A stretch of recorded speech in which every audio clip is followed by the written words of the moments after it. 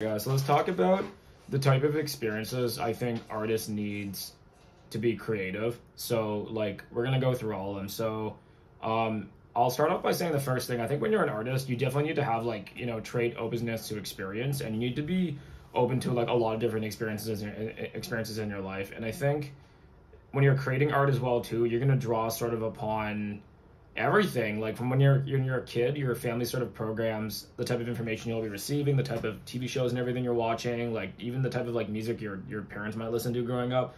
That'll sort of inform you where you grew up, your background, your education, and stuff like that. And then you get into high school, and then high school, and even like middle school and stuff, your peer group will sort of start to inform your music taste, the type of clothing and everything you're wearing.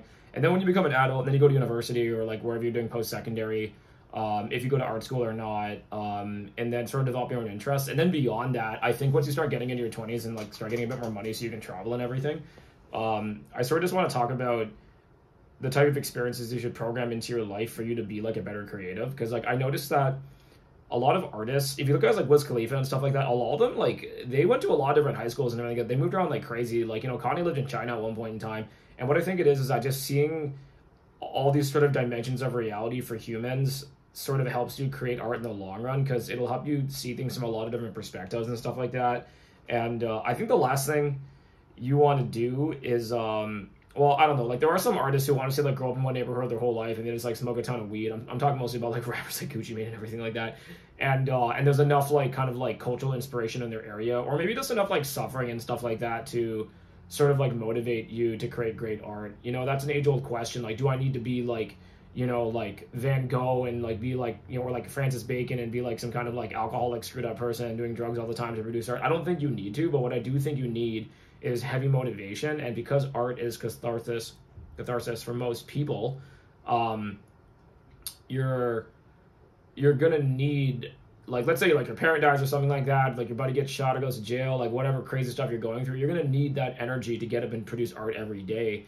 And the most important thing when you're doing art is actually just motivation and speed. Like whatever your motivation is, for some people it's money, for some people it's revenge, negative emotions, using like the power of the synth and stuff like that. Like it's not sustainable, but for like a short period of time, usually when guys are pretty young and everything like that, they can be trying to prove themselves. Maybe they got bullied and like art was their escape or whatever. Like it's, like read Marilyn Manson's story. This guy was like a massive cokehead. Like, it's just, everyone's just trying to prove themselves, like whatever motivation you can get. So let's say you need like 1000% motivation, like 10 times what the average person would have to produce art. Like that will probably give you enough energy to like do some of these projects, because they take a lot out of you, and the art in some ways sort of has to become like a form of escapism, like away from your pain, and that's really the cathartic element of doing art to begin with. And I think that's really necessary for motivation. And then outside of that, just like travel and stuff like that, like, if you look at like I read Ed Hardy's book about how he became like a tattoo artist, and a lot of people don't know this, but Ed Hardy was a tattoo artist, and he was like one of the first guys in the US to do it. Like he is old, man. He's like the whole Ed Hardy clothing brand, like douchebag thing, that didn't happen until he was like 50, 60. Like that's kind of his retirement project. And like I'm not even in the book, I don't even think he's like entirely happy with that, because it kind of tarnished his name as an artist a bit, because it became like associated with the whole Guido like Jersey Shore thing. But at the same time, they bought his stuff because they thought his artwork was great, and his artwork is great. But he was one of the first guys to go to Japan with Sailor Jerry and like learn how to tattoo Yakuza dudes, because they're the only dudes in Japan down to get like whole body tattoos because it's illegal and gangster there. And it's just this openness to experience. And, like as an artist, we don't have scientific breakthroughs. We're not conquering land. We're not doing breakthroughs on technology. We're doing breakthroughs on ideas. We're breaking down boundaries with culture. Like for him to go to Japan when no one's going to Japan in like the 70s or like the 60s even, he's mad old, and be tattooing Yakuza when that was still a thing there, and like not speaking Japanese, and like having the other Japanese, like he would like tattoo all day long for like 20 hours a day, and then like go home and like have dinner with like the Japanese housewife would like cook them dinner, and then he would go back and then like keep working till like midnight, and then like sleep 4 hours and get back up and do it. It was just insanity. And like it's these sort of like artistic like voyages like into the new world that sort of like define like what art is and stuff like that. And like now the internet's really powerful these days, but my problem with the internet is that like there's still a lot of analog experiences where you can sort of draw a lot more information. Like when you're online, like if you watch like EDC online, for example, like it's not the same as going. Like going is like you're getting like 1000 times the sensory input is going. Like you're not going to feel the bass like rumbling through the floor. You're not going to be like looking everywhere. You can't when they're doing EDC, they're filming mostly overhead because they can't go into the crowd. When you're actually in the crowd, it's a really different experience because you're going to look like, I'm looking next to me, there's some person in a wheelchair. I'm looking next to me, this chick that's had plastic surgery, there's something over her eye. Like, you're not going to see that in the video. Like, they might even edit that out. But like, the reality of EDC is that it's a rave for anyone who wants to come. Like, you can be, like, they have like wheelchair accessibility. There are disabled people who go to that rave. Like, you know, it's open for everyone. But I think like when you're watching the videos, like, they don't cover it to that level of detail. So I think there's a lot of things you still need to do in person. I think travel is really important. I think visiting a new place, like for me personally, like I talk about like going clubbing and everything and traveling and seeing these nightclubs. If you want to work in the music industry, you want to do tour visuals, you need to go to these festivals. You need to see the big screens. Like, there was a point in time when I was trying to do visuals for EDC, and I didn't even know how many artists at EDC even needed visuals. I assumed they all needed it because I watched YouTube. I went, it was Zed, Excision, and like Eric Prydz had visuals, and their studios maybe made that content for them a couple of years ago. Like, Zed's been running out the same tour visuals for years now. He might have an update, but he has some old ones that are still in the clips. His clip base too, because it's so pretty good. But I would only know that, and the rest of them don't even have that. Like, the techno tent didn't even have a screen, dude. It was just like lights and stuff. Then you go to Berlin, and they don't do screens at all there because it's not like an EDM club. It's techno, so it's just pitch black. So there's a lot of things that you learn just through travel. Like, even doing Berlin, like there's a whole vibe there that in the country that just does not exist. Like, I'm from Toronto, that does not exist anywhere else. In some ways, the rules are backwards. I went clubbing in Taiwan. You go to the raves and everything. There's no drugs in that country. That's like super illegal, right? So it's like everyone's like pretty sober, just drinking or smoking cigarettes, and that really changes the experience. So I think like traveling is really important. Open your mind. If you have the luxury of travel, I understand this stuff's really expensive, but like when I did have money, I would like invest in that. Like, that was like worth it. Now, you don't need to go all the time. Like, I don't think I want to do something again because it was so labor intensive. As you can hear about my story about going to Berghain, this thing was like a 12-hour ordeal, and I had to plan it for like years to get in. But like, I don't want to do that again. That was exhausting. But I think it's really, really important just to sort of like open yourself up to that, and then do all the other sort of like off the beaten path stuff. You know, Steve Jobs says that you can only connect the dots looking backwards. So you look at like typography and like Zen Buddhism and like being a vegan and like all the weird stuff that he did to produce Apple, and then just being in Silicon Valley as his business environment to produce this crazy like Zen spaceship type technology to make like PCs like accessible to regular people, so they're like appliances, so like the average person can use it. You know, like Blender versus Cinema 4D. You know, like I'm pretty sure like the reason so many Mac users like Cinema 4D is because it's the same logic. It's like, can we just make this a little bit more like user friendly so people can actually use it? So I don't have to be a computer genius, because most people aren't. And you know, that's sort of bridging the gap between like humans and robots, right? Like, we're not just rational number counting machines. Like, you know, humans, like if your program is stressful to use and I'm getting stressed out using it, then it's anti-human straight up. So like, good design is pro-human. You know, like a comfortable chair and a chair that's not human. You know, like there's a big difference. So maybe if any younger artists are watching this is sort of my advice. Like, just be really, really open to experiences. Go to all sorts of musical concerts that you do not know anything about the genre. If someone else is listening to it, like, and there's a lot of people who are fans of it, it's probably good music. Like, even if it's like a metal concert, it's really hardcore. Like, at least you'll understand that genre. You don't have to go all the time, but just go to experience it. Who knows? You might like it. You might become a fan. You know, like I'd never been to a drum and bass event in my life till I went to London. My friend took me to Fabric. Oh my God, I'm a Dimension fan forever after that. You know, like, changed my life. So openness to experience. We can talk a bit about like, you know, people doing drugs and everything to get inspired, Jimi Hendrix, all of these guys. I think a lot of what that is that they're just chemically altering their brains. That way they can see things in different ways. Like, for example, like if he's doing like acid, like your brain cannot normally function on a drug like that, right? Like your brain is not designed to function that way, but like, you know, on that he can think of all sorts of crazy ideas, and you know, like I don't want to talk about like a lot of these rock stars are doing heroin and everything like that, so they can have that really kind of like miserable like Nirvana melancholy sound. I'm not telling people to do drugs, like, but I'm just saying like that's one of the reasons why I think a lot of them do it. A lot of rappers smoke weed and do lean, get that slow motion effect. It affects the music. It's like if you have a lived experience and then you're the person creating the content after, it's gonna bleed into the content, right? So like I think artists, you need to have these really, really wide range of experiences and sort of stretch your mind and your consciousness and your life experience as far as you can. Like if you want that really extreme art, like, man, those guys are not normal people. They're either doing that naturally because they have some kind of like minor mental illness. You have seen David Cho stuff, man. Like, these guys are all like bipolar and stuff like that. Like it's like minor mental illness, or they're doing like crazy drugs, like Marilyn Manson. When he was writing Antichrist Superstar, he was living at Trent Reznor's house, and he says in the book that, you know, for every bit of inspiration that they needed, they just like snorted a line of cocaine off the console. And like, you know, have you seen It's All Gone Pete-Tong the movie? Like they're doing the same thing in that. It's hilarious, but like, you know, that's what they were doing to create such an album. I'm not saying you need to do it, but like, you know, like to do superhuman things, sometimes you got to take superhuman action. And that'll sort of inform your art and like your taste and stuff like that. And like, you know, and you know, I'm looking at a lot of my artwork. It's very like trippy, stoner, kind of like drugged out, like spacey, psychedelic, demonic, and that's just mostly from me going clubbing at these like really dirtbag clubs my entire life and seeing all sorts of crazy stuff, and like and it got more and more crazy as I went on, and then now my stuff is more sort of like I don't know, like cinematic and everything because I'm a bit older. I'm trying to be a little more mature about my artwork, but um, you know, it's just food for thought to think about like what will inspire you. Like a lot of my artist friends who went to art school, they are into some really, really extreme experiences, or even like I don't know, going to orgies and stuff like that. They're like wearing weird clothes. They're just like trying to break all the rules and be an individual and like find your own voice. For a lot of artists, I think trying to find their voice when they're young, it's like a lot of it is just like, who am I? What am I made of? I need to push my boundaries, and that'll sort of inform what I'm capable of doing. And yeah, so just be open to experiences and try new stuff. And like you might not keep all your hobbies and interests long term. Most people grow out of this party phase and will get older. And like, you know, one of my other videos, I'm talking about becoming like a farmer's market dad and stuff like that. Like that's like a natural transition for some people, right? And it probably should be because you can't. They say like I think 37, 38 is like when you're too old to go clubbing, but I think now they're pushing it probably to like early 40s just because like millennials are just too old at this point. So, and we're the guys like supporting these industries, and we're the ones who still grew up with like vodka alcohol campaigns and like all the parties we were going to. Like Gen Z doesn't even drink, right? So the people supporting the clubs is probably millennials who are down to like drop a K on table, like $1,000 on the table, and just like drink their faces off. So openness to experience, man. See the world in new ways.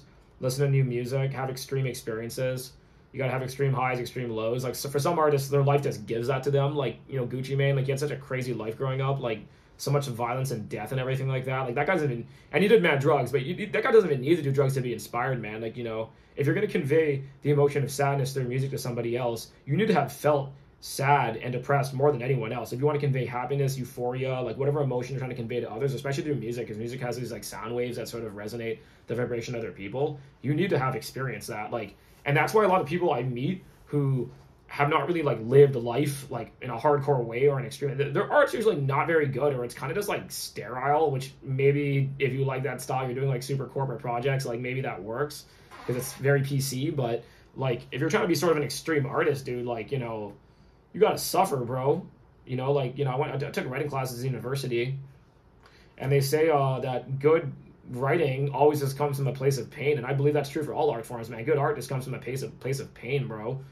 You know, the whole rave community was started by essentially like gay people who didn't want to give up disco, and look what it became, man. It's like a main genre of music now for the world, and the whole idea is it's this like safe space where we can all be unified, and like there might be a dude in a wheelchair next to me raving just because he likes the music, and like we're all just here together. We're all just a bunch of humans on planet Earth enjoying this music together, being led by a 25-year-old Martin Garrix Dutch kid, like is a pro soccer player, sweating his ass off, like just dancing for everybody on stage, dropping super euphoric, like, you know, life affirming music. You know, that's really important. So yeah, man, like find your artistic journey, write the book of your life. We've been saying recently a lot, like do it for the plot.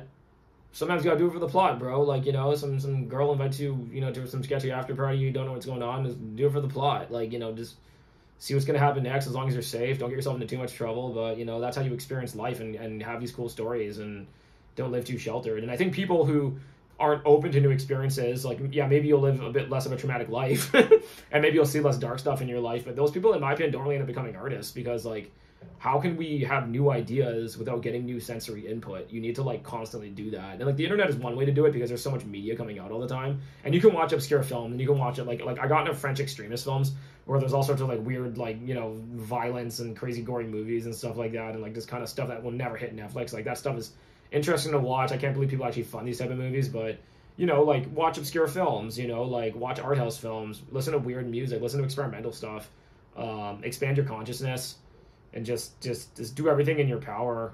Travel if you can. You know, I think it helps if you're in bigger cities because there's more like a cosmopolitan population producing like weird stuff. Like, you know, see art installations, watch performance art.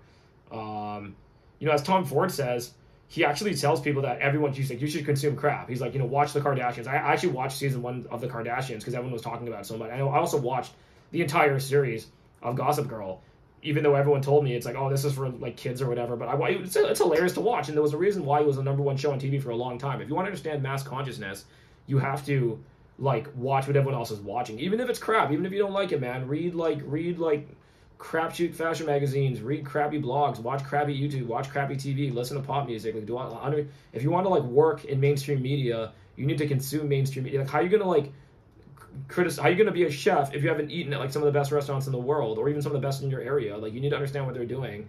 You need to understand the service, the whole aesthetic of the place, like the way the service is run, like the way the kitchen staff, the ingredients, like everything. It's the same with art. You need to sort of just absorb all of that, and then that will form your artistic identity. And yeah, man, just like be open to it and search it out. Like, you know, like going to Berlin, like that was like a pilgrimage, because like, you know, like I love the music, but like it was more just about like the aesthetic of the whole thing, like just understanding this crazy environment. This like, you know, Berghain is designated as a cultural institution for the country. Like that's something that's it's considered like in the same class as a museum. Like that's like I visit tons of museums all over the world. You got to see that. Visiting art galleries in foreign countries as well, seeing the best art that has lasted the test of time, seeing the Rembrandts in the Netherlands, seeing like the Picassos, and seeing like the Van Goghs in the Netherlands, and the Picassos in Spain, and the Salvador Dali's in Spain, and go see the Francis Bacon's, and go see all the paintings in the museums in Britain. And I went to a bunch of galleries in Germany. I didn't really think they were that great. There's not that many famous German painters for some reason. They're really good at like engineering and other stuff like that, but like I don't know, like, they're not really known for the super trippy paintings. Or maybe they got taken out after the war. I'm not sure, but I just, you know, I wasn't blown away by that. But you know, go to like, you know, go to New York and see the Keith Harings and the Warhols, and like America has tons of artists too. Just like go to Japan, and I went to Korea. I saw the best artists there too, and everything, to see the best culture that's being preserved. Like this is like the national treasures. Go see the ancient artifacts. See what people were valuing from like 3,000 years ago. Like what type of stuff. I went to Turkey. I saw like they had like Muhammad's slippers and stuff there. They had Muhammad's beard. They had all sorts of crazy stuff. Like the precious things that people are putting in museums, and like millions of people are paying money to come in and fly into their country and see these artifacts, and just like and just understand sort of like cultural significance, and like how you can be culturally significant. Like that's very important in an artist's life. And like there's still things I want to see. Like I want to see Egypt. Like there's a handful of places I haven't seen in the world yet, but like this is sort of what I've learned through traveling through all these years, and it sort of like informs my work, and it's sort of like it also just tells you where you are sort of like in the universe at this given moment. Because, you know, like you look, these artists are all dead. So it's like, you know, if you're an active artist alive today, like, are you about to have your breakthrough? Are you about to do your greatest thing? Are you just going to be part of like the zeitgeist that was like alive during like, you know, like the Leonardo da Vinci Medici era, when he was like doing the Sistine Chapel? Like even if you're one of like 50 guys who painted that, like who cares, man? Like that's like, you know, that's like one of the greatest things humanity's ever produced forever. Like being able to contribute to that is like sort of the role of an artist, right? And like that sort of becomes your spiritual legacy when we all just return back to dust. Like that's sort of what like you left behind, and because somebody had to do that, man. This was all made by humans. This was not made by robots, you know. Like, and now we have robots assisting us doing things, so we can make like Avatar 2 and stuff like that. But like they're gonna watch Avatar 100 years from now and think that was a fire movie, bro. In the same way we're watching like, I don't know, like John Wayne movies. They're still fire movies, though. You gotta watch old, you know, watch these classics, watch the old Charlie Chaplin movies, man. Those guys got broken bones doing those movies. So that's your place in the universe as an artist, bro. Just like put yourself out there and like see the world and explore, and like and invest in that, and invest in your spiritual growth, and see what other people have done, and like what other artists have laid down their lives to do, and like that sort of that adds meaning to your life, you know. So yeah, that's my 2 cents today for artists trying to find inspiration. Just like, don't wait for it to come to you. Go look for it, and dig deep. Like that's part of the adventure. Like as an artist, I think you should have interests like this, right? Like David Cho went to go live in Africa and the Congo for like a year straight. He was living off like Cliff Bars and stuff. Like that guy is like super open to experiences. He's like super extreme. He did the Facebook mural and made like $100 million of that on a gamble. Like this guy is just like, he's really extreme. This guy was also like a gambling addict and amongst other things, but you know, like if you want extreme art, you got to live an extreme life. You know, it's like your art is a manifestation of like really who you are, right? So, all right, that's that, guys.